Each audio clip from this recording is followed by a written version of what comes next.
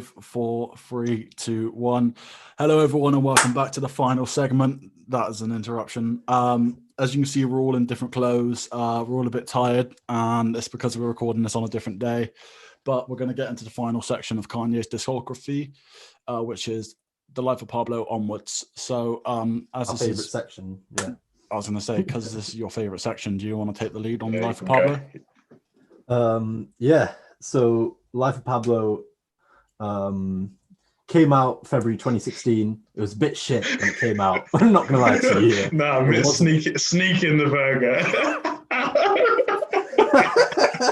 I didn't even clock. No, I was listening to you. Yeah. I didn't even clock. Right. Sorry. Yeah, came out February 2016. It was a bit shit when it came out. I feel like everyone acknowledges that the initial release of Life of Pablo was just a bit shit. The mixing was shit. The mastering was just not up to that Kanye West level standard. Do you think that's because so much of it was pirated? Like there was like 500,000 pirated copies, weren't there, going about? Yeah, maybe you rushed it to some get fuckery, and it got leaked. Yeah. But I know my first copy was pirated. I listened to it on SoundCloud. Yeah, like a leak on SoundCloud. Yeah. I have very little recollection of the initial release, but I remember being gassed to turn it on, whacked it on, I was like, and then just sort of shut it off and thought it was a shit album. But then when it actually came out, properly released in June, oh my lord, my life has changed. I feel like the first half of it was good, was like sonically held up from the start, but then as the tracks went on, when it wasn't fully mixed, like some of the tracks where it's heavy synthesizers or spooky sounds, like the quality of them just was dead. Yeah, I remember listening to the FML leak and just thinking it was a bit shit, and now FML is one of my favorite tracks on the album. It was a bit of a weird one for me for The Life of Pablo, because I didn't like you said, the start of the album was really well mixed and solid. I thought anyway, because especially with like Father Stretch My Hands Part 1 and Part 2, and like I listened to it and I remember thinking the production's really good on this, but what the fuck is going on with the rapping? Because the first thing I heard off of that album was No More Parties in LA, which he brought out as a single on SoundCloud with Kendrick. And I was like, this is going to be so good. Like, Kanye's back. And then I was hearing like Panda, which I thought it was Future at the time. But it turns out it was Designer. But I was hearing this and I was like, what the fuck is going on? And Ultralight Beams. And I was like, what the fuck is this? This isn't what I was expecting at all. But then obviously as it goes on throughout the album, it gets a bit more classic hip hop. It kind of goes in and out of it, I think, a little bit. Yeah. I feel like what happened with, first of all, where is Designer now? Where is Designer now? Where is Designer now? Yeah. I hope he's all right. I hope he's doing well. Because that new English project he put out, I think slaps. And then he put out a new project after that called LOD, which sucked. That shit sucked. Okay. It wasn't great. I thought it had like 1 or 2 bangers on it. Price Tag was a banger and Tonka was a banger, but the rest were just no matter. The whole album sounded the exact same.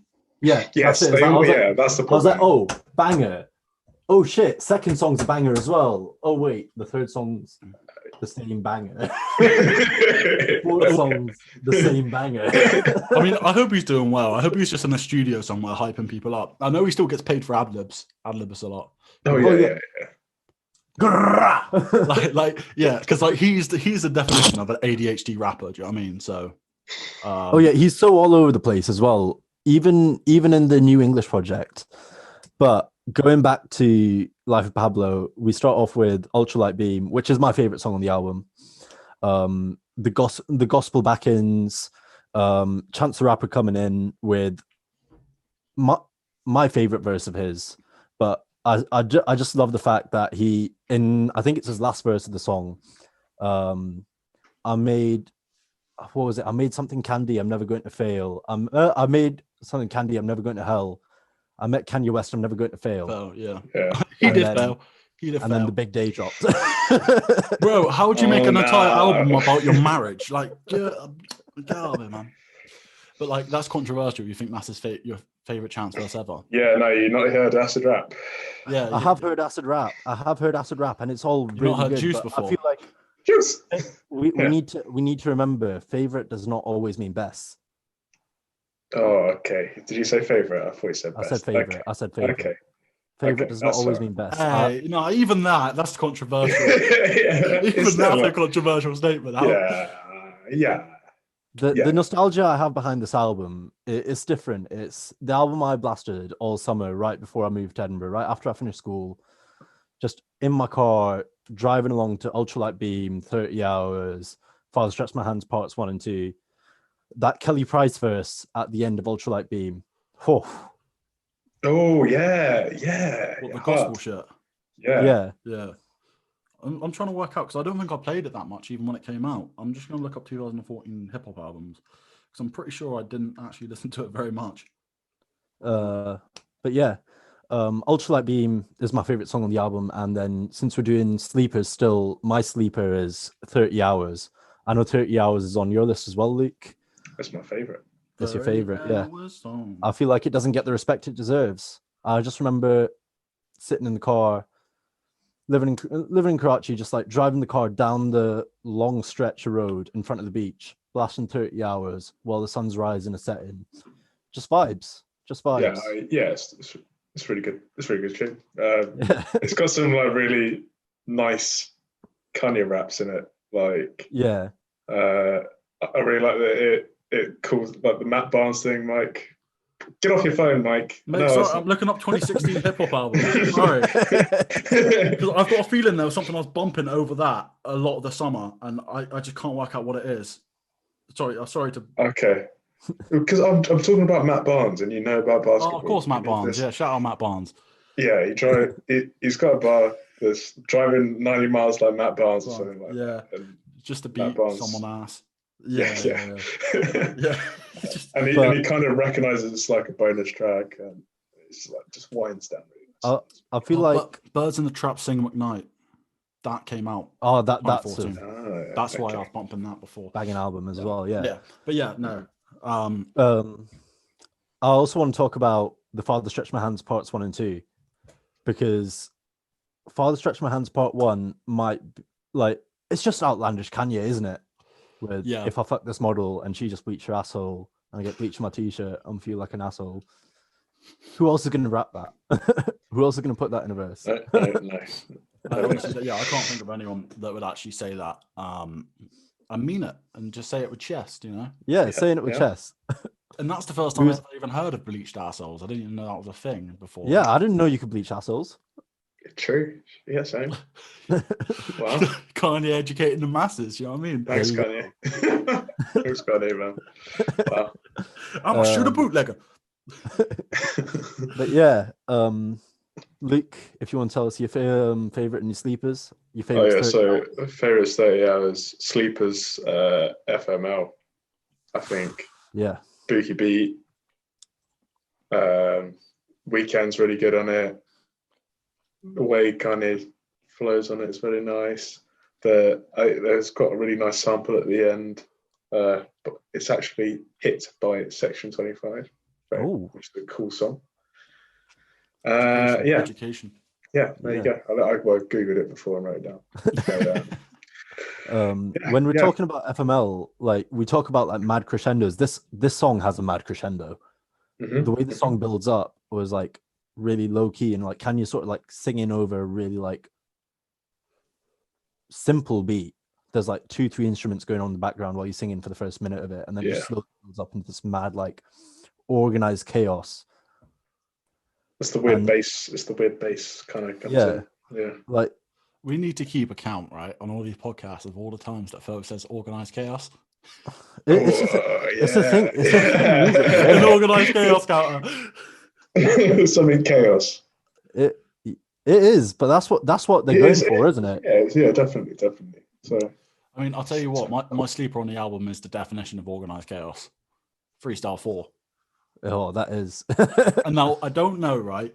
whether this is my sleeper because Tyler did the cover. What the fuck? Yeah. Which was arguably better when they're in the studio better. doing flips. I would say the Tyler is better. Yeah, but that one's my sleeper because I just love the beat on it, and I think that's why the Tyler made me realize how much I love the beat. And then my favorite is still No More Parties in LA because just him and Kendrick rapping their that Kendrick verse is hard. I don't feel like it's the best Kanye Kendrick feature. It's not anywhere near like peak Kendrick feature, but maybe that's because of any Kendrick feature going is still solid. You know what I mean? Yeah, I'll take it. I'll lap it up, mate. Don't be worried about that. But I just feel like there's better. It's not control level. It's not control level. Really shooting too much. No. It's not control level. But yeah, no, like I just love the samples and everything on No More Parties in LA.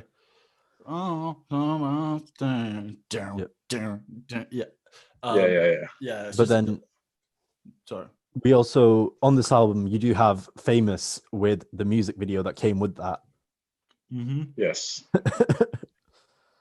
Because I feel like me and Taylor might still have sex. Why I made that bitch famous. And then the video that came with that, where there's just a bunch of naked celebrities in bed with him. Naked. Well, did you not see the Aziz Ansari one? Where they're in Master of None? No? Have you seen that? No. Mates. You're for a treat, boy. Send it through. Yeah.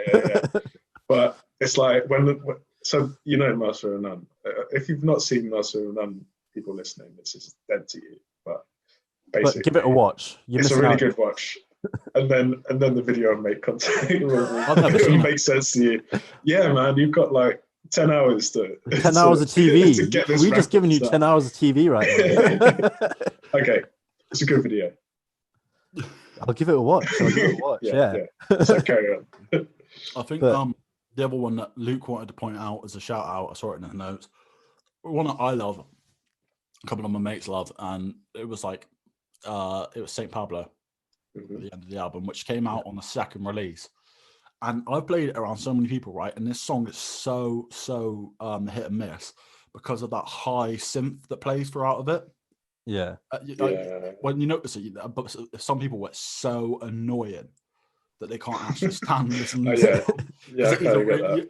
If you really take note of that to start with, and it will just piss you off the whole way through. Yeah, sure. Yeah, I kind of get that. But another Bookie beat, to be fair. Sanford's on it as well. Yeah. Big fan. Big fan of that. So, yeah, and then 10 bits. Again, another one of my favorites, which is why this is my favorite Kanye album of all time, is my favorite skit, which is I Love Kanye. Oh yeah. No, the Maxi B one is the Silver Surfer. It's your boy Maxi B. It's your boy Maxi B. Yeah. I mean, I feel like this was truly unhinged Kanye though at this point. Like, possibly, yeah. Yeah, it was on this tour that he had the breakdown, wasn't it? So yeah. And this is like the last Kanye we see where he's like completely unhinged. Like, because after this you get into Ye and you get into Kids See Ghosts, where he still has like a sense of reality of where he is. He's still aware of like family and kids, but in this you don't get any sense of that. But I feel like this is the only Kanye album that's like that. I think that all of them have some sort of touch to reality, and this one is just him fucking mental. Yeah, and I can really tell it. Going all over the show. That's why I don't like this album, because I just feel like I listen to it and I'm like, what the fuck is going on right now? There's no touch to reality there, and it's just like, well, I can't relate to this album in the slightest. See, I kind of like that. I kind of like the surrealist. It might not be intentional. It might just be because he's fucked up in the head while he's making this. But that surrealist feel that goes throughout the album is just what really like brings me towards it. Mm-hmm. That's definitely something that you notice. You don't notice at the time, but like listening back, the space he was in, it must have been terrible. Yeah. Oh yeah. really, really quite worrying, to be honest. I hope. Well, he clearly kind of didn't get the help he needed afterwards. But I feel like that's the issue with being Kanye West and being in the headspace he was in, though, because if he's fucked up and Kanye West is asking for drugs, you're not going to say no to Kanye West asking for drugs, are you? I don't know. People should have maybe taken. I don't know. I have no idea. I'm not going to give Kim and the Kardashians any relationship advice. I think it's probably like him hanging with like Virgil and ASAP and that, because they all start fucking around going for that LSD phase, didn't they? And DMT. Yeah. That probably didn't help them at all, because they all started doing it, and like even Kanye says, "I died in my life again through DMT" or whatever he says on. That was on Kids See Ghosts, yeah. Right. Well, was that Ye? Was that Ye or was it Kids See Ghosts? It was one of those. It was Kids See Ghosts. Yeah. It was Kids See Ghosts because the I remember the beat behind it is a lot more aggressive, and that's more of a Kids See Ghosts beat. Was it not on the second track? The second track on yeah, which we'll get into in a second. Yeah. But Fo, do you want to wrap up the Life of Pablo, because you love it? I don't. Oh, you said your favorites and stuff, didn't you? Yeah. For me, I don't really. This is why we're not ranking these albums, because Fo loves this album and I don't really like it, so I don't have much to say on it. Because that's the thing. Our rankings would be so different. There's no real point. Yeah, it wouldn't be cohesive, and we just fall out. Yeah, very much. But yeah, I don't really want to say too much about Life of Pablo, because it's a surrealist album, because he was going through a fucking wild time in his life, and I'm not sure he knew what was going on while he was making it, but the fact that his musical instinct carried him through it and just created a piece of work. It might not be for everyone, and I appreciate that, but it is my favorite piece of work. It's my favorite project that Kanye has put out, and it is one of my favorite hip hop albums of all time, if not my favorite. That's all I want to say about it. Shout out Frank's song. Yeah. Shout out Frank's song. Frank's track, yeah. It's just what, 40 seconds, is it? Yeah, because it was at the end of Walls originally, and End of Walls is like 40 seconds. To be fair, I need to give another shout out on that album is to Waves. That's just the waves. Waves down. That shit was banging that summer. That shit was banging that summer. I don't like Chris Brown for obvious reasons, but that's the thing is Waves is one of the ones that I don't want to skip, but I do have to skip every time I listen to the album. Just out of principle to myself. See, I just have no principle. I'm such a walking contradiction. I'll say like all this whole thing with like that Javelli at the moment and whatever, and I'm like, fuck this guy, and then I hear Chris Brown, and I'm like, I'll listen. Yeah, you know what I mean, I'm a walking contradiction. Contradiction with that stuff, man. I really am. But yeah, I don't know. Let's not get into it. Yeah, we just had that. We had it on the podcast that never got aired about what we were talking about. How when you listen to hip hop anyway, you have to sometimes separate art from reality. And we could go so far down the rabbit hole. Yeah, of everyone who you shouldn't listen to because of what they've done. So yeah, so it's a weird one, but yeah, I understand if people don't listen to Chris Brown or whatever.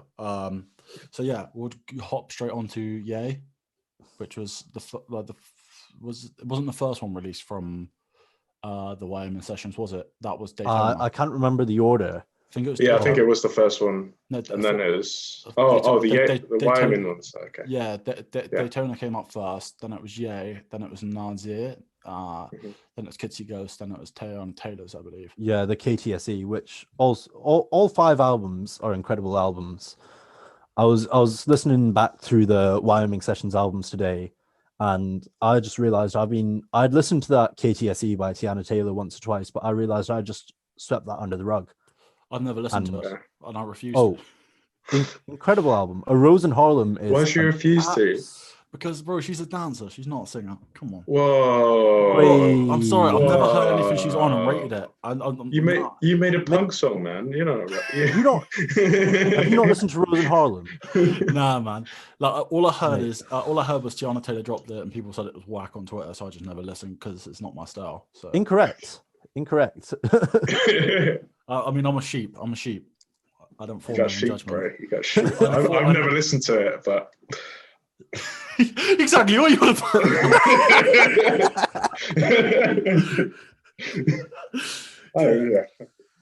But Yeah, Wyman sessions, we're talking Yay. And this is what I can't remember if this is the podcast that aired or not, but we talked about the Wyman session, 7 tracks, 27 minutes, clinical projects is what he went for over the summer. And I feel like he maybe might have faltered with it with Yay a bit, because I feel like there are some bits where he could have done better in terms of like production and lyricism, but that doesn't take. Where? Tell me where. I feel like I really, really like I Thought About Killing You and All Mine. Yeah. But the Party Next Door features don't really do it for me in the album. Yeah, I get that. But that might just be because I don't like Party Next Door as an artist. Which track's I Party quite Next Door like on? him, but He's got 2 features. It's Wouldn't Leave and it's Ghost Town. I was gonna say, because Ghost Town's my favorite on the album. I literally Ghost Town's my favorite as well. adore that. I do like Ghost Town, but it's not something that really. But I'm not sure whether I enjoy it because of whoever the female voice is. It's like, I feel kind of free. Yeah, I feel kind of free. That's like the shit that carries that for me. Like, that's such a banger. But for me, it's just that the way he starts off with the spoken word, starts off the project with the spoken word, and I Thought About Killing You, where he's talking about premeditated murder. You only care enough to kill somebody you love, and then towards the end of it, it becomes more and more clear that he's talking about himself and not anyone else, and like his issues with suicidal thoughts, and just struggling with how his mental was, as we like discussed, where he was like in a really wild place in Life of Pablo. So like I feel like this might be his weakest album musically, but his strongest album emotionally. Like he translates his emotions throughout the album really, really well. Yeah, I think this is a better album musically than Jesus. I think it's towards they're all like, he's got those, obviously he's got the classics which we hold to really high regard, but like I think the shorter albums of his, he struggles to flex his musical talent so much because they're so short. Yeah, I feel like that's the thing, is when you're talking about a 27-minute project as a rapper, you're able to be more clinical. But when you're talking about as a rapper producer, there's only so many beats and so many like beat flows you can fit in 27 minutes. So he's not able to show his whole like range of talents as he would be in like his previous albums, which I think the shortest one is about just under an hour. Yeah, I think especially when you compare it to Daytona, because Daytona was my album of the year that year. Yeah, that shit. Oh my god, that's incredible! Oh, unbelievable album. That was really seven tracks, which were just to the point and perfect. Whereas I think he wanted to talk about mental health, but you can't do mental health in 27 minutes. No. You can't do it. You know what I mean? He kind of gives a brief summary of where he's at, and that's as far as it goes, really. Yeah, and.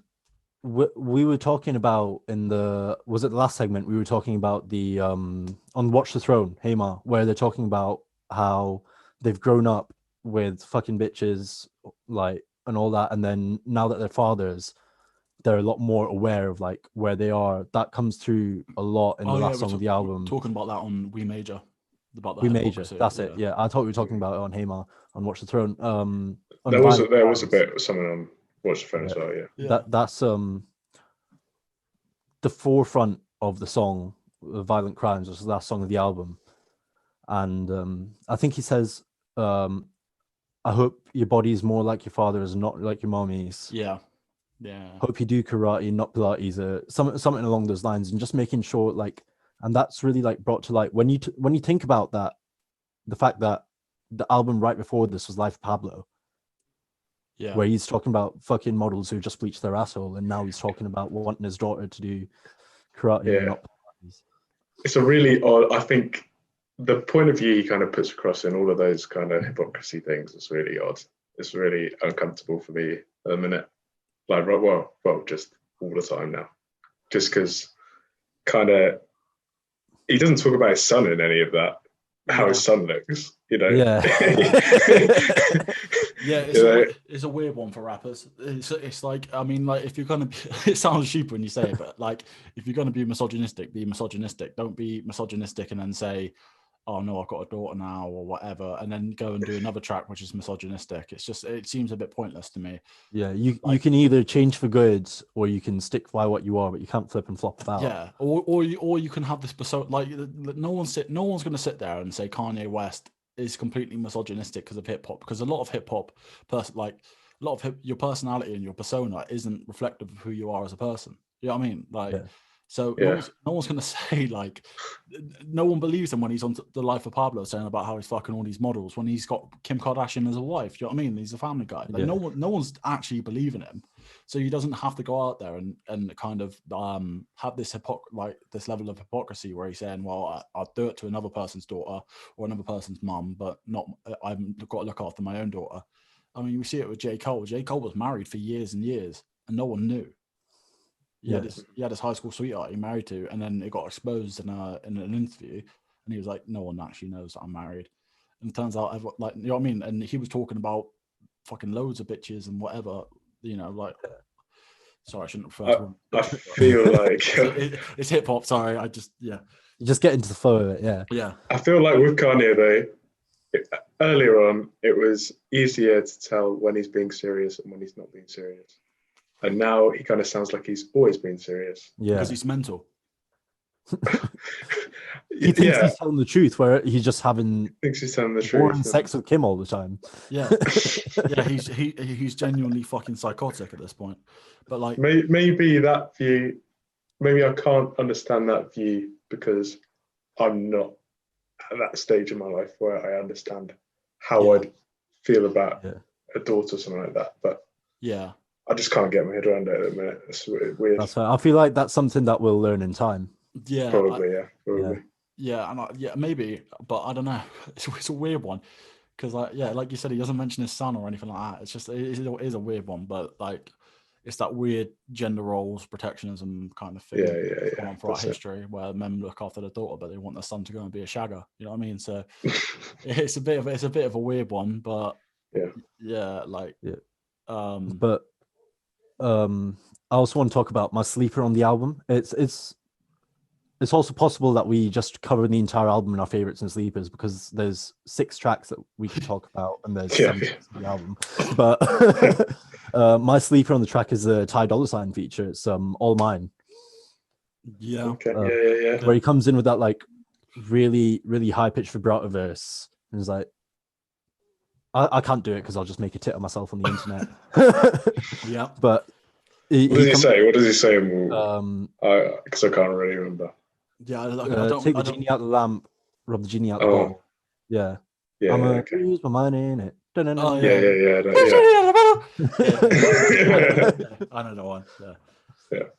So like that's my favorite because, again, Ty Dolla $ign, incredible feature artist. Whenever he comes on a feature, you know that shit is gonna bang. Yeah. And like,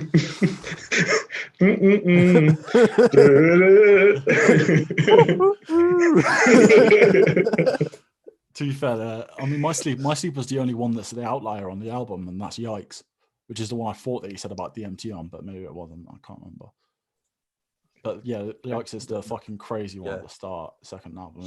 She could get medicine frightening. Yeah. That's weird. Medicine, frightening, and then it goes into that cool ass beat, which I really like. Actually, the DMT bar might be on this. Actually, on Yikes, I thought so.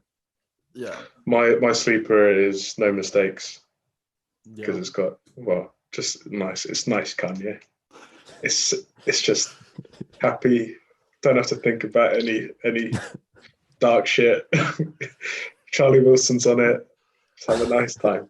Shout out Charlie Wilson. But I think that's I think this is the difference between Ye and Kids He Ghost, right? Is that I think Cudi is so much more experienced in talking about mental health on his albums that he doesn't have to make it so depressing when talking about mental health.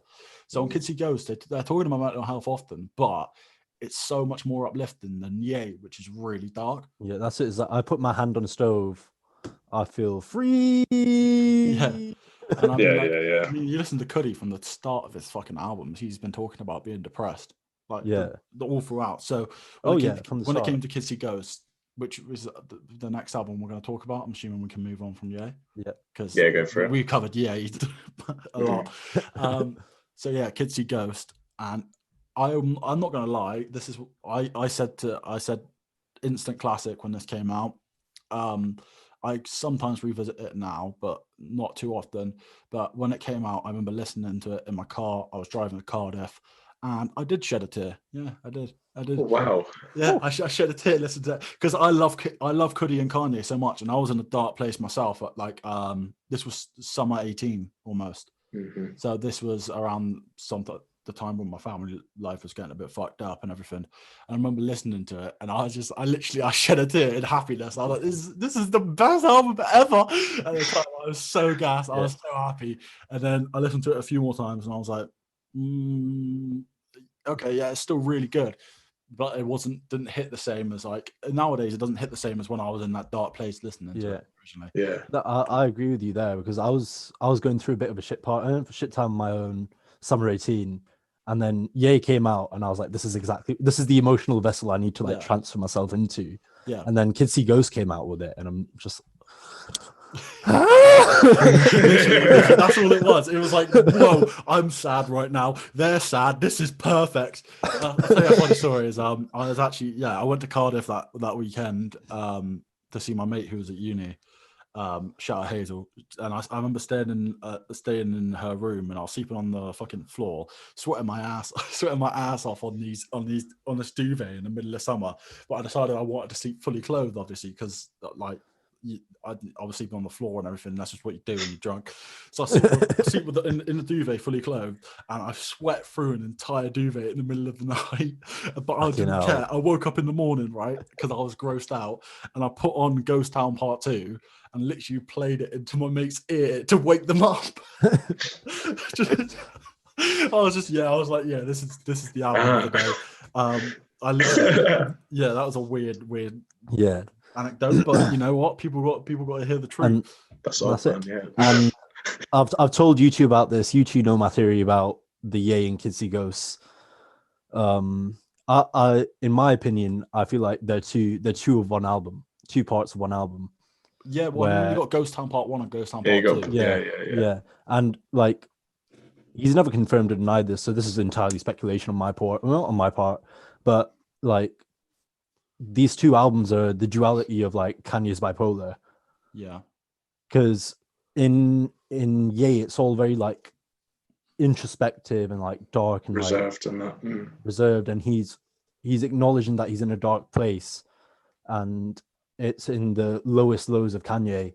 But then when you get to Kids See Ghosts, he's just aggressive beats, aggressive raps, and he's talking about how he's going from flying to his highest highs down to his lowest lows. So I feel like those two albums coming together and act because this is when Kanye's bipolarity was at its peak. Because even on he came off the meds at this point, and he was like, "Fuck this, yeah." On the cover of Ye, it says, "I hate being bipolar. It's awesome." Which is an amazing quote. It's amazing. Yeah. So that just shows that these two albums were the peak of Kanye West's bipolarity, and after that, he's sort of, I don't know where he is right now. I don't know him, but it feels like he is getting better. I feel like he's in a brainwashed place, but we'll get into that on Jesus King. Yeah, because I don't think Kanye is Kanye anymore. I think he's someone else. But we'll get into that. That's gonna get okay. Is this a rap conspiracy? Is this a rap conspiracy? Wow. No, it's not a conspiracy, but this is what my opinion on this is going to offend a lot of people. If you're religious, I wouldn't watch the second part of the segment. Oh my lord! what I believe religion does to people, but yeah. Can we quickly go for our favourites on Kids See Ghosts? So I've got a feeling they're all going to be very similar. Yeah, so, mine's free. Ghost Town Part 2. Yeah. My favorite is the Louis Prima sample, the Fourth Dimension with the Santa sample. Is that the one with Pusha? First one on the first one. No, it's the Santa sample. Oh yeah. What is Santa bringing? Oh, Feels so good at the cast. Got an alligator and Get talking it, the I'm cast. talking the cast. Make us say, like you're mixing Master P and Rick Ross. Oh, yeah, that's Feel the Love with Pusha. Sorry, my bad. But my favorite is Reborn. I thought we were all going to choose nice, uplifting ones, but Reborn for me is just. I think everyone it could bring a grown man to tears out. Oh yeah, it's my sleeper. Yeah, that's your very sleeper. nice. See, if we do these quick, because like I said, we do favorites and sleepers really quick because like fucking we can talk about the album as a whole rather than just having to go in on each one. Yeah. So like my sleeper is Kudi Montage because I think Kanye's verse on that is like Bear era Kanye. Everybody want world peace till your niece get shot in the dome piece, then you go and buy your own piece so you can try and find your own piece. It's just like what? Yeah, I mean, so that's just a dope tune. Fo, what's your sleeper? My sleeper is Luke's favorite. Free. Yeah, I mean that one would have been. I think that one would have been my favorite if it wasn't for Ghost Town being my favorite on Ye. And they're both. It's dope. just another Ty Dolla $ign feature. Yeah, true. Kanye West, Kid Cudi, and Ty Dolla $ign, and Ty Dolla $ign on the feature, it slaps. Yeah. But when that came out, I listened to it like 5 times in a row. I was bored as hell during that summer, and I was just dancing around my loft. Yeah, dancing around my loft. It was lit. I think that. Summer 18 was probably arguably. I mean, I know it's the World Cup, which was obviously awesome, but before the World Cup and then directly after the World Cup I think it was everyone's worst year. It's not fun. I don't know what it was. Not a nice time. That year, people say 2020 sucks. 2018 fully. 2018 for everyone. That is the worst year of my life. Oh no, sir. And the thing is, right, it's not even for like. I think that year was genuinely cursed because like it's not even like 2020 when we're all just going through a pandemic. It's the same thing. Everyone went through shit for different bits of shit in 2018 that made it suck, like individual like stuff. And everyone I speak to, no one had a good year in 2018. Nah, thinking about it, I had some bad form. You know what? Comment down below if you had a good year in 2018, and we will call you out for lying. If you had a good year in 2018, your mom's a hoe. Whoever threw that paper, your mom's a hoe. Whoever had a good year in 2018, your mom's a hoe. So yeah, but yeah, going back to Kids He Goes, because Kids He Goes to me is in this whole new era. Yeah, like I said on the previous segment, Kanye's never dropped a bad album. But I don't know, actually. Jesus, but he has never dropped a bad album. You stand by what you say. He has never dropped a bad album. Take the first answer, thank you. I don't listen to Jesus is King, man. But anyway, that's not. Besides that, right? I don't even count that as a Kanye album sometimes. But yeah, Kids He Goes for me. It was like in an era where I was kind of going off Ye and lost faith in Ye. I really fucking love this album so much. To the point where, but I don't know whether I loved it because of Ye or whether it was because of Kid Cudi. I don't know which is the one which made me love it so much. Both of their albums, mate. I feel like that's what I mean. So I feel like maybe I love it so much because of Cudi, and everyone knows I love Cudi more than anyone else on the planet. To the point where, hang on, let me just clear these notifications, and I'll show everyone my background. It's Kid Cudi. I love this man. I love this man so much, more than life itself. I feel like if it came down to it and it was me and Cudi who had to die, it would be me. I feel like the what is with Kids He Goes is Kid Cudi is incredible singer, incredible vocalist, like, but Kanye just brings out the best in him with like his ear for production. He's able to bring the best out of feature rappers more than he is able to bring it out of himself, if that makes sense. I think it's the other way around. Really? I think he brings out the best in Kanye. No, they definitely bring out the best in each other. But I'm saying when they work with each other, so Cudi's able to bring out the best in Kanye more than he's able to bring out the best in himself, and vice versa. I don't know, because Man on the Moon, I think the more Cudi got involved with Kanye, the more his albums got a little bit different. But the first two Man on the Moons, I don't know how much Kanye produced on that, but that for me is like prime Cudi, and he wasn't really working with Kanye so much then. Especially on the first one, I know he wasn't really working because he had a massive mixtape originally, Kid Cudi or whatever it was called.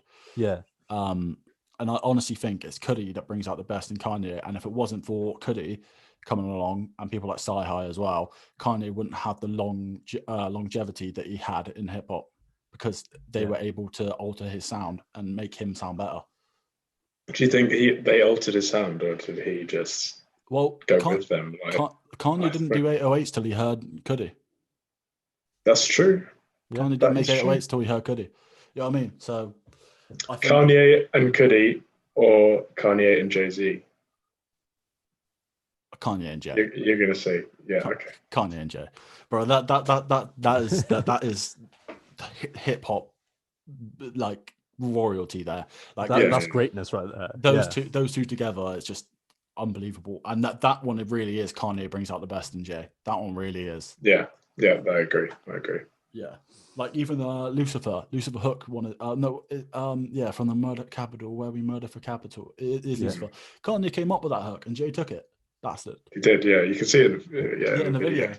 Yeah. So they really, really bring out the best in each other. But I feel like what we're doing now is we're waiting for the break to come up, and we're rambling a little bit so we can take a break and then talk about Jesus as King. Yeah, I'm waiting for that 10 minutes to come up here. Yeah, but how long are we going to spend talking about Jesus as King? I don't know if we're going to spend that long. I mean, do any of us like it? I like it. Fo likes it. This is why he said on Twitter the other day that it might get a little bit heated because Fo likes it, and I hate this album. I really like it. I'm somewhere in between. I'm probably going to be somewhere in between. You can mediate this. You can mediate. Yeah, okay, that's fine. So shall we take a break now? Yeah, we'll take a little. Yeah, that makes sense. Then just go into Jesus as King. I'm bussing for toilet as well. Yeah. Okay. All right. I'll see you in a bit. See you in a bit. 5, 4, 3, 2, 1. Right, we're back off back for our final segment. This is the second recording. I just said something that really missed. So if you see them two laughing, it's because I just tried to make a joke and it just completely missed. But yeah, we're back to talk about Jesus as King. And Phil Az is the only one who likes the album. So again, you can take the lead on it because, and I'll get into my conspiracy about Ye being brainwashed. I'm not gonna lie. This album is one of the ones that's grown on me. When I first listened to it, I just sat listening to it. I'm like, okay, production's good, the music's good, but like, what the fuck am I listening to? I'm listening to Kanye West rap about Jesus Christ, our Lord and Savior. But then, like, the more I listen to it, the more it grows on me. Well, like, you can tell that while like his lyrical ability isn't as strong as other albums from like the Bear era, you can tell that like the musicality is still there, and he's still experimental with his music in such a genre that's like, when you think of Christian rap, first of all, what do you think of when you think of Christian rap? Bro, there used to be a band called, there used to be a band back in the day called The Band With No Name. My brother used to listen to them. My brother's proper Christian. And I remember listening to it, and it was just full-blown Christian rap. And I was like, what the fuck is this bullshit? Like, Christian rap, I'm going to say it now, Christian rap fucking sucks. It does. It sucks. But anyway, you can go back into it. I'm going to say it now. I feel like, Mike, the only reason you don't like the album is because it's about Jesus Christ. You could have the same beat, same instrumentals, and Kanye West would be rapping about different stuff. Preach. You'd fucking love it. So you don't actually dislike the album? I don't dislike the production. I hate what he's talking about because I'm a firm believer in religion being a con. But again, I don't want to offend too many people on here. But yeah, like, yeah. Are we gonna hold that back, or are we gonna talk about the album? Do you want to like? Do you want me to go into why I believe that Christianity and is I don't think we can end on that. So yeah, let's do it now. Right. Okay. So right. Okay. So the reason why I think it's a bit of a sham, right, is because one, it's just a book. It's just hearsay. There's no proof. There's no modern proof that there is any sort of thing that is real. But mainly because of you see the way that it used to manipulate people in the past. So, Fo, I can't remember if you were still in the economics class when we did this, but it was about the German Reformation.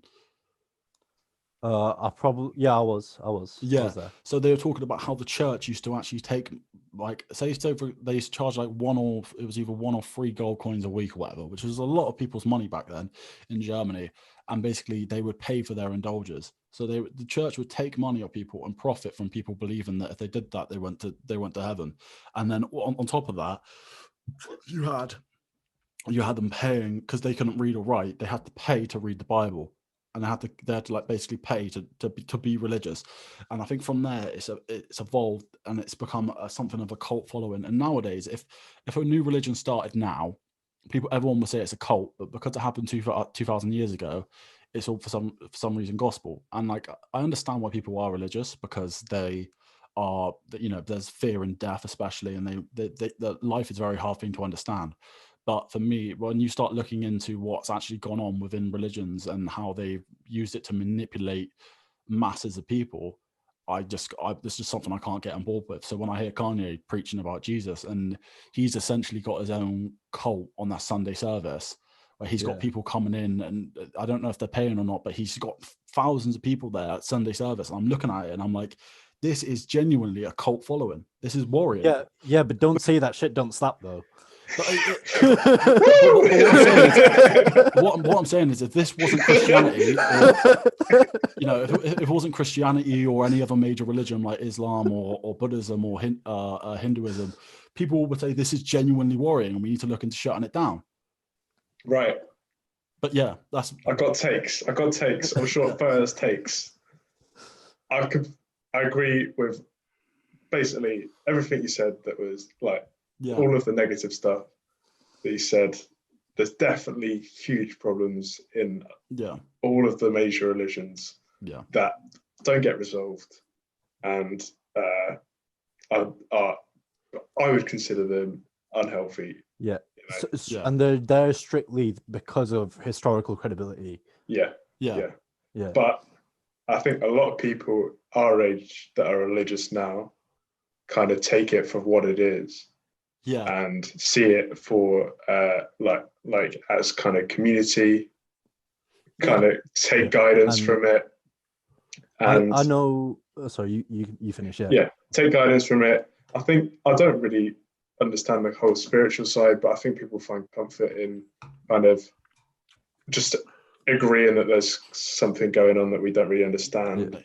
That's not my cup of tea, but I really understand where they're coming from. Yeah, and I'm not religious at all, but I'm quite spiritual, and I can understand, even though I don't agree with it, why people choose to follow religion, because religion isn't follow God and you'll get to heaven. It's more of like a sense of morality that makes it easier to follow, because when you get told, just don't be a dickhead, it sounds simple enough when we're 22 years of age, but as a youth, when you're being told don't be a dickhead, what does that mean to someone? Like, how do they know what's being right and what's being wrong? So that's not in the gospel, is it? Don't be a dickhead. No, but like essentially that's what it says.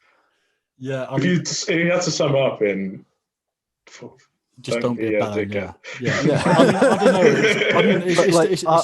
I know quite a lot of people that are religious our age, and they take the scriptures as open for interpretation rather than taking it word for word, which is what previous generations have been known to do.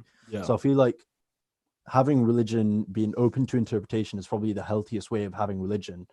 And I feel like if you allow yourself to interpret and think for yourself while following holy scriptures, you can definitely have a healthy relationship with religion and God. I agree. I think as an anarchist, like this is my we'll get into my political beliefs on another thing. As an anarchist, for me, it's just. Where are we now? We're on an anarchist podcast. Oh my god! I said this was going to happen. I said this was going to happen with this album.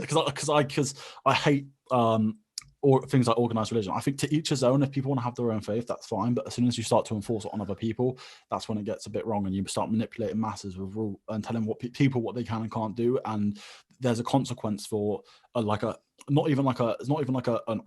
earthly consequence, it's a spiritual consequence if you do certain things.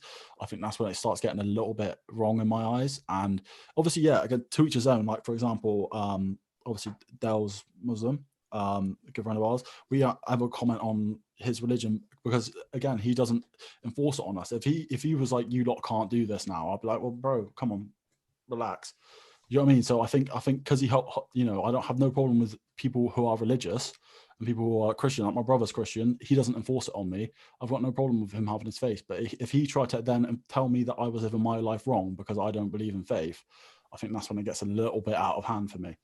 Yeah, but is Kanye West putting out a gospel album really forcing his religion on you? Okay. I don't know. It's getting there. It's almost. It's not forcing. It's not forcing. But is he not allowed to express his religious beliefs through music? Yeah, definitely. Yeah, of course he is. Yeah, that's what I said. To each his own. But I'm then able to say that I don't like it because of that's what it is. That's fair. Yeah. But going back to the music, which is why we're here. Yeah, that's a really sensitive topic. Which, if anyone who doesn't know, I don't care about talking on sensitive topics. I will just ramble. I don't give a fuck. Like, I think we did quite well. I think that was a balanced conversation, and everyone had some good views. Yeah, basically to each their own. If you want to be religious, but just don't try and make others be religious. Let everyone live their own life.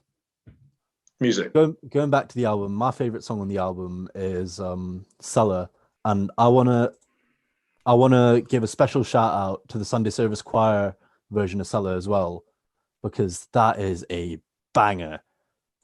That is an absolute banger. Yeah. I remember when the little Jesus King rumors were like floating about on Twitter, we were waiting for Yandi. When's Yandi going to drop? And then he started dropping those Sunday service videos. I was like, this is not what I wanted. This is not what I expected, but hold up. Hold up. It's good stuff, mate. I used to listen to all of those on Instagram. Yeah. I used to wake up on Monday morning and scroll through it. So. What's happening? What's Kanye done on the Sundays? what are they singing? What is this cult? It's a cult, bro. I'm sorry. It's a cult. I'm trying to bite my tongue here. Bro, I'm signing up. You make it look so lit that you want to go, and then you get sucked in. It sounded so lovely, and they got nice clothes off it. You know, yeah. They're just out in the field having a grooving in the desert, man. Just Jesus. Sometimes I just want to have like a really spiritual experience with the homies and Kanye West in the desert. Exactly. What's wrong with that, man? In a bubble somewhere, you know. Yeah, you know what? Right? Was it it's not Christ Town, is it? It's what was the one called where the geezer had the massive thing and then he made all of his Jamestown. Oh my god. Yeah, Jamestown Massacre. Yeah. You know, everyone would say, what's wrong with me? Go chill with this guy, and all of a sudden they can sign. Do you know what I mean? Oh no! Oh no! Okay. That's really put a negative spin on. I really like the gospel music. Thank you. And you're really. I'm not a religious person. I'm not a cultist person. No way. No, really. Yeah. Shit. I'll tell you what. In some aspects, I am a little bit spiritual, but like I said, I would never sign up to organized religion ever. Fair enough. Yeah. Now, mate, I think get me that Sunday service contract right now. Musically, it's a soul. Like all the gospel stuff is really soulful, and it's what I liked. I used to listen to a bit of it through my mum, and listening to that album kind of reminded me of all that. I used to never listen to the lyrics, but like the vocals, the strength of the vocals really just like hit for me. It's the energy it radiates, especially when it's it's not just one person putting the energy in, it's so many of them as a group singing in harmony, in key, in tune, all together. It's all like really cohesive. It makes it sound so much more emphatic than it would be if it was just like between 1 and 5 people singing this. Yeah, it hits. Yeah, it hits, man. Yeah, choirs do hit, and he's used choirs throughout all of his music as well. Oh yeah, not just his Jesus stuff. Let's do our favourites and sleepers. Yeah, right. Let's actually talk about the album and not religion. Just so my favourite I talked about is Cellar. It's second track on the album. Second track on the album. He just comes in with I think he starts it off with, or like one of the first bars is everyone wanted Yandi, then Jesus Christ did the laundry. And that's how you know that's like he's just swept Yandi under the rug. You're never getting it. We're never getting it. It's goodbye, done. Yandi. Goodbye, Yandi. But then he comes through this, and it's not what I expected when I heard Kanye album was going to be dropping. I was expecting Yandi. I was expecting some booky shit, but I got this, and I'm still not upset with it. And then my sleeper. I know it's a bit of a meme, but it's closed on Sunday. Fish fillet. Yeah. You my Chick-fil-A. You my Chick-fil-A. Oh shit. Yeah. Fish fillet. No one's got a fish fillet. Fish fillet. You're the number one with the lemonade. I mean, I'll quickly do mine because I ain't got nothing to comment on for these. I've got Follow God. Follow God is my favorite. Don't like the name of the tune, but I like the beat, and I like the fact he's actually rapping properly on it, and I think it's dope. And then my sleeper is fuck, what's it called? Use This, the tune with fucking Gospel, Kenny G. Use This Gospel, yeah, because it's got clips on it. Sorry. Clips. That's my sleeper. The sax solo. Oh mate. At the end of that. Amazing. Shout out Kenny G, man. Shout out Kenny G. Shout out Kenny G one time. Yeah, thank you, Kenny G. Having clips together again. Yeah. Dope. But I mean, like I said, I only really like 2 songs from this album. So whichever one I like more was my favorite. The other one was the sleeper. Yeah, I mean, so, fair enough. Yeah. I really like the tone on that song. It's kind of laid back, kind of vulnerable, nearly. Yeah. And then I don't know. It's clips. I really like the clips are on it, but yeah, I don't know. They kind of they're a nice transition from Kanye to Kenny G. And Kenny G is just the. I just feel like Pusha T is not the kind of person you need on a gospel album. Probably yeah, not. that did throw me off a bit when he was. I was listening to it and I was like, "Where's the Coke bars?" Yeah, Coke bars. Hello, yeah, man. Coke bars. But yeah, Jesus is king for me. Like I've like I said, I'm not going to comment further on it. Okay. I'm just not. I'm going to leave this one to you two, and I'm going to sit back and listen. Yeah, just chill out, man. Yeah. Chill out. I get worked up. I get worked up when I talk. Don't get me started on the monarchy. Don't get me started. Don't get me started on that Jesus is king. So have you got any other things? More things I to feel say? like I just want to give Ant Clements a shout out for this album. He comes in with 2 unbelievably strong vocal features, and his latest album, Grammy nominated. I think it's only 20 minutes long, his latest album, but it's Grammy nominated. But yeah, shout out Ant Clements, incredible R&B singer, comes through with incredible vocal performances on the 2 tracks he features on this album. It's Everything We Need and Water. And that's all I really want to say about this album. Shout out Kenny G, shout out Clips, shout out Jesus Kanye, shout out Sunday Service Choir. Yeah, my favorite's Water, because of the like Coachella performance. Yeah, fair. Yeah, where good memes, good easy listening memes again. Probably that's probably the theme of my Kanye listening. Like just not too challenging, just nice Kanye. Yeah. Cool. That's I want to move on from this. Yeah, but right. So what I'll say is because Fo's got his uni exams and stuff coming up. So basically we're going to transition away from music so much. So if you do want to hear me have a podcast talking about anarchism, please let me know, because I will. It's not just organized religion I don't like. I don't like the monarchy. I don't even like having organized politics really. So if you want me to have a podcast on that, please let me know. I know you don't, because it's just me rambling. It'll be me rambling like I was about religion. Like all I'm going to say is, but literally, it's like, oh yeah, well, especially in monarchy and government, but religion's a different thing because it's faith. So you can have faith by yourself. But fuck, we're not going to get into it. It's monarchy, organized religion, Chris Martin. in that order. No. It's Chris Martin.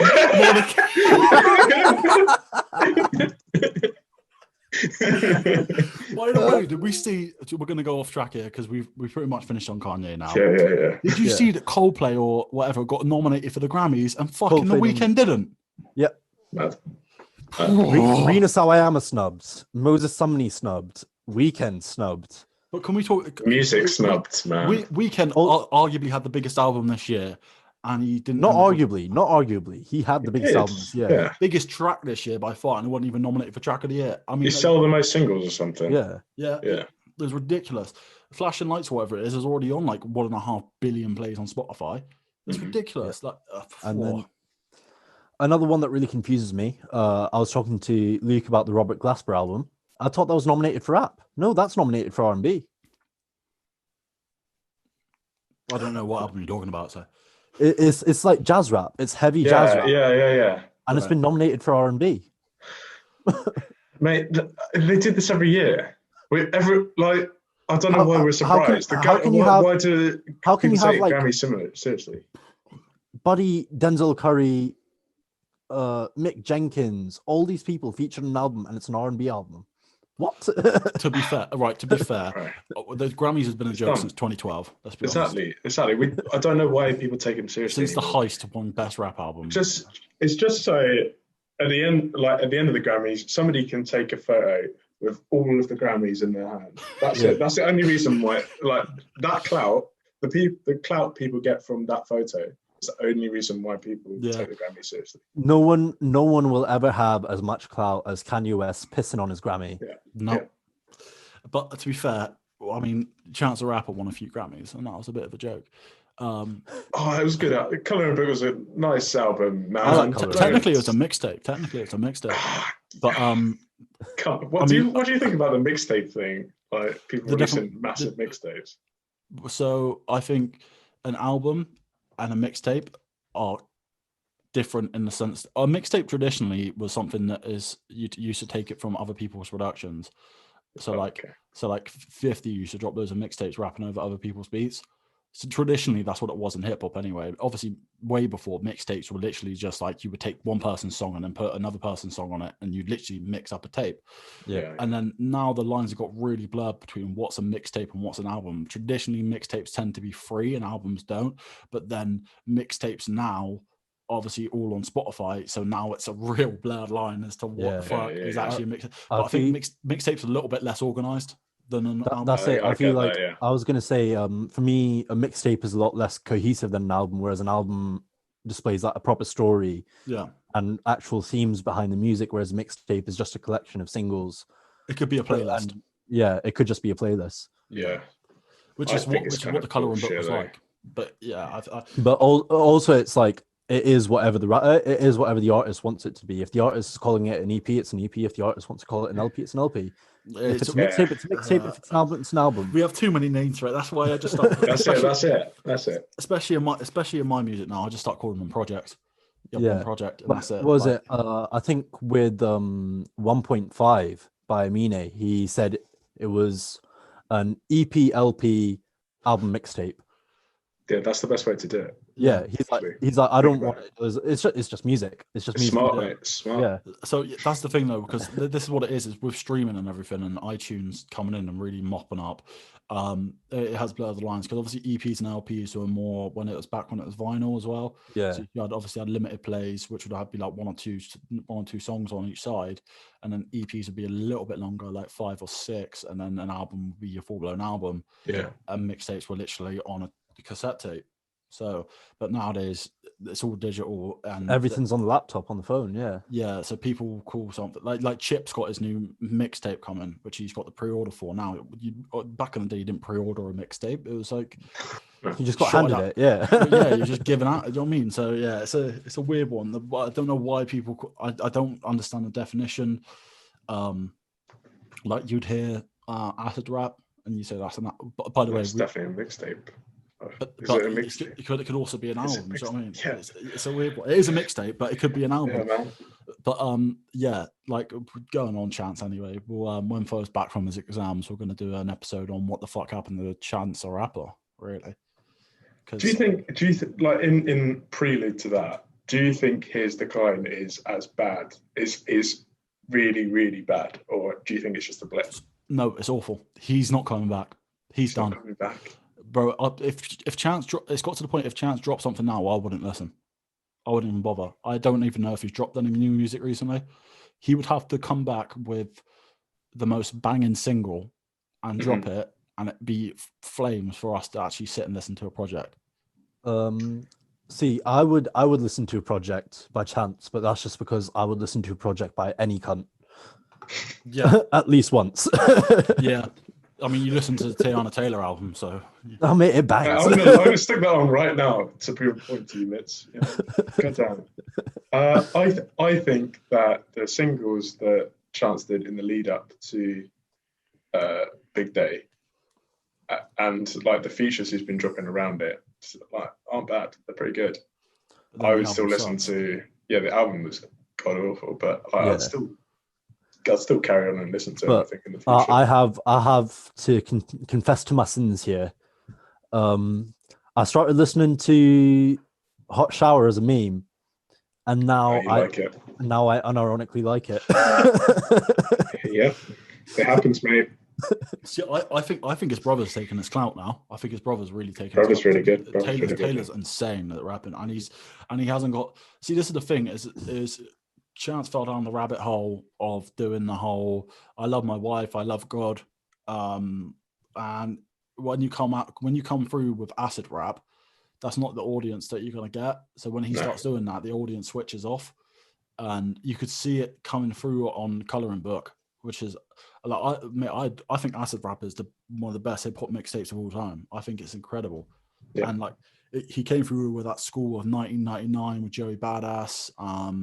Who else came through at that time? Even Kendrick was kind of coming up at that time, and like it was Action Bronson times as well, kind of. Yeah, Action Bronson.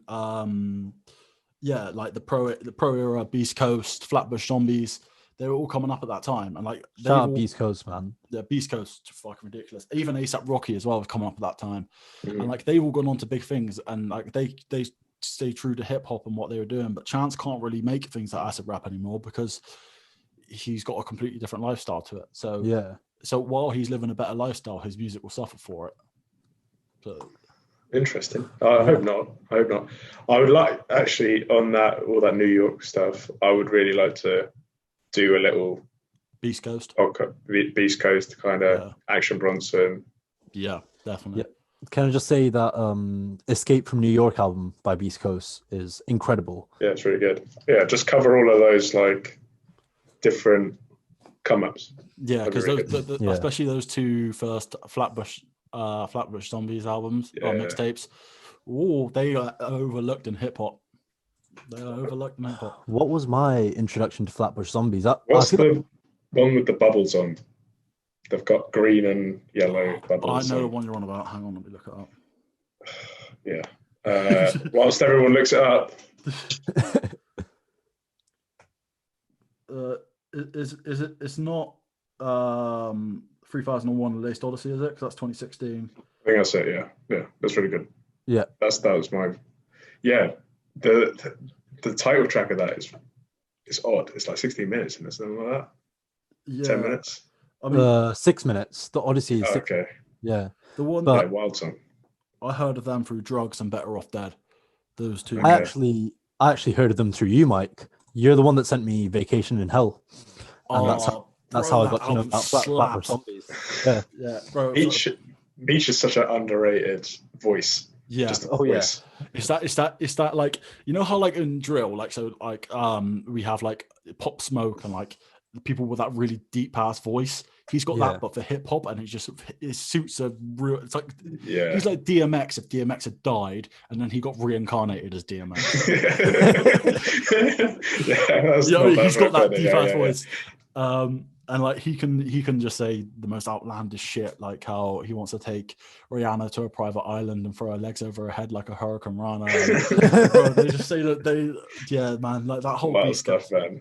I mean, this has really got away from Kanye, but who cares? Because we're just filling out the time here. This is we're well over that. We're well over the hour-long segment, mate. Don't you worry. Well, maybe people have stopped listening to Mitz when he went off about religion.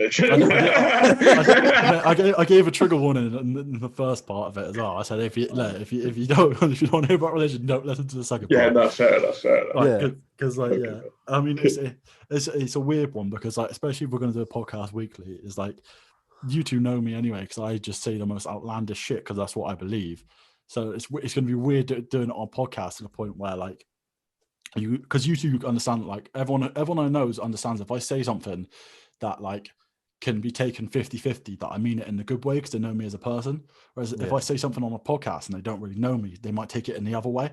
So it's really hard trying to word something so it's not offensive, but it's what I mean, if that makes sense. That is kind of been interesting about doing these, because you're trying to word stuff correctly whilst you're saying it. Yeah, so like I'm trying to explain how I believe people can have their faith, but they shouldn't spread it to others. Like it's weird trying to explain that in a way that sounds right. It's a really difficult thing to do. I don't know how politicians do it. Like they're really good, so good at bullshitting that I don't know how they do it. They know how to word their way around it. Definitely. Right. Are we saying good luck with your exams for us? Thank you. I will see you all in 3 weeks. 3 weeks or so, yeah. We'll probably come back something like that over the Christmas break. We'll, what we're thinking about doing is trying to shoot an Eric Andre style podcast where we just fuck with some people. We get a bunch of people on and fuck with them. If you want to see that, let us know. But other than that, Fo's going to go off and do his exams, so everyone wish him luck. But we're going to be back next week with our friend Shiv Jala, and we're just going to have a chat about life and whatever, really. Just hopefully not too much F1 twat chat. Where is Charisma now?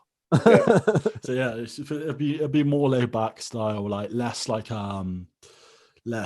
formal, literally just like a normal podcast conversation rather than a review or something. It'd be more like just chilled and whatever. So people might enjoy that. If you don't want to watch it, don't watch it. But we're just going to do it to keep the contact going. So yeah, all the best in your exams, Fur. Thank you. Safe. Sweet. Right, we'll catch you all in a bit. Wait, no, stop. Don't see it. Right.